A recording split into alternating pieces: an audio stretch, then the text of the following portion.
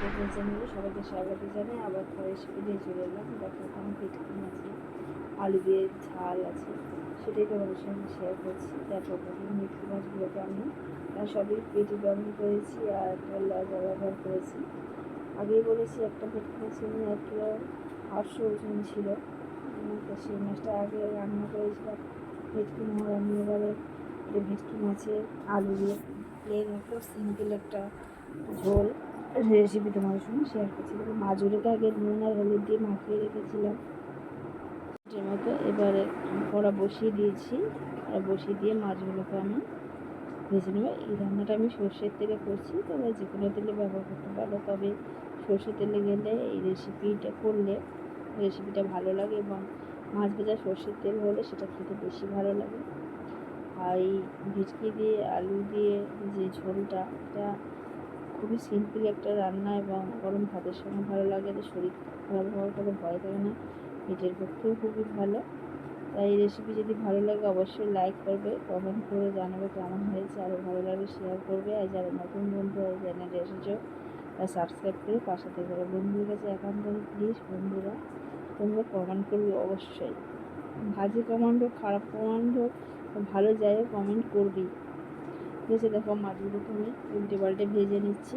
খুব বেশি ভেটকি মাছ যেহেতু খুব বেশি ভাজারও দরকার নেই। তোমরা দেখতে পাচ্ছি মাছ হাঁড়ি করে আমি ভেজে নিলাম। ভেজে মাছগুলোকে আমি তুলে নিচ্ছি। এখানে আমি ভেটকি মাছের পেটি ব্যবহার করেছি। বন্ধুরা ব্যাকগ্রাউন্ডে আওয়াজ হচ্ছে কিছু মনে করো না, এখানে একটু কাজ হচ্ছে সেই জন্য। দেখো মাছগুলোকে আমি তুলে নিচ্ছি। সব মাছগুলো মোটামুটি ভাজা হয়ে গেছে, খুব বেশি বড় বড় ভাজিনি, তুলে নিচ্ছি। যে তেলটা ছিল ওই তেলে রান্নাটা করবো। দেখো প্রথমে কালো জিরে ফোড়ন দিয়ে দিলাম, দিয়ে এবারে কেটে রাখা আলুগুলো লম্বা লম্বা কেটে রেখেছিলাম আলুগুলো দিয়ে দিচ্ছি। এখানে একটা আলু ব্যবহার করেছি, মাঝারি সাইজের আলু দিয়ে একটু ভালো করে ভেজে নেব। এখানে আলুটা ভালো করেই ভাজতে হবে। আলুটা ভাজা হয়ে গেছে দেখো। এবারে আমি কেটে রাখা একটা টমেটো সেটাকে দিয়ে দিচ্ছি। সরি বন্ধুরা, পেঁয়াজ একটা কুচনো পেঁয়াজ দিয়ে দিলাম। পেঁয়াজটা মিনিটখানেক ভাজার পরে এবারে টমেটোটা দিয়ে দেবো। এখানে টমেটো দেওয়া না দেওয়া সম্পূর্ণ অপশনাল। আমি এটা দিয়েছি যেহেতু একটু ঝোল ঝোল হবে সেই কারণেই দিয়েছি। আর টমেটো দিলে তরকারি স্বাদ একটু বেড়েই যায়। আর দেখুন এখানে সর্ষে আর পোস্ত আমি বেটে রেখেছিলাম, সেটাকে আমি দিয়ে দিচ্ছি। খুব বেশি দরকার নেই, 1 চামচের মতো দিয়ে দিলেই হবে। দিয়ে খুব ভালো করে এটাকে ভেজে নিতে হবে। আর স্বাদ অনুযায়ী লবণ দিয়ে দিলাম। লবণটা দেওয়ার পরে এই 30 সেকেন্ডের মধ্যে একটু নাড়াচাড়া করে নেবো। দিয়ে হলুদ গুঁড়ো, ঝাল লঙ্কার গুঁড়ো, কাশ্মীরি লঙ্কার গুঁড়ো দেবো। দিয়ে খুব ভালো করে আবার মশলাটাকে আমি ভেজে নেব। এখানটায় মশলার সঙ্গে আলুটাকে খুব ভালো করে ভাজতে হবে। দিয়ে তাহলেই হচ্ছে কি স্বাদটা আরও ভালো হবে। তা বন্ধুরা দেখো এখানটা ভাজাটা অনেকটা কমপ্লিট হয়ে এসছে। আর যখন ভাজার পরে মশলা থেকে তেল ছাড়তে আসবে তখন বুঝতে পারবে যে ভাজাটা কমপ্লিট হয়ে গেছে। এবার আমি পরিমাণ মতো জল দিয়ে দেবো। জলটা তোমরা যে যেমন রাখতে চাও, যেহেতু আলু দিয়ে ভেটকি মাছের ঝোল হবে সেহেতু জলটা তোমরা তোমাদের নিজের পছন্দ অনুযায়ী রাখবে, কতটা রাখবে। আমি খুব বেশি রাখিনি, তবে খুব কমও রাখিনি। এবার দেখো মাছ এখানটায় তরকারিটা ফুটে গেছে, আলুটা মোটামুটি সিদ্ধ এসছে। এবার ভেজে রাখা মাছগুলোকে আমি দিয়ে দিচ্ছি।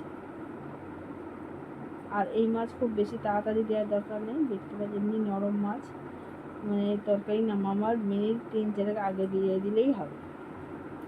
দেখো মাছটা দেওয়ার পরে আমি আরও 3-4 মিনিট ফুটিয়ে আমি এই রান্নাটাকে কমপ্লিট করেছি। তো বন্ধুরা খুব সিম্পল, কিন্তু এইরকমভাবে রান্না করে দেখো ভেটকি মাছের আসল যে স্বাদটা খুবই পাবে। আর খুব বেশি সর্ষে পোস্ত দেওয়ারও দরকার নেই, হালকা দিলে মাছের টেস্টটা তবে বোঝা যাবে। এবারে দেখো 2টো কাঁচা লঙ্কা আমি চিড়ে দিয়ে দিচ্ছি। আর এখানে আমার তরকারিটা কমপ্লিট হয়ে গেছে, এবার আমি নামিয়ে নেব। দেখতেই পাচ্ছ। আর বলছিলাম যে স্বাদটা ভালোভাবে ভেটকি মাছের পেতে গেলে খুব বেশি মশলা দেওয়ার দরকার নেই। দেখো হয়ে গেছে, এবার আমি নামিয়ে নিচ্ছি। বন্ধুরা আজকের রেসিপি আমার এই পর্যন্ত। আবার নতুন রেসিপি নিয়ে চলে আসবো। ততক্ষণ তোমরা ভালো থেকো, সুস্থ থেকো। আর গরম ভাতের সঙ্গে দেখবে এটা খুবই খুবই ভালো লাগে। আজকের এই পর্যন্ত।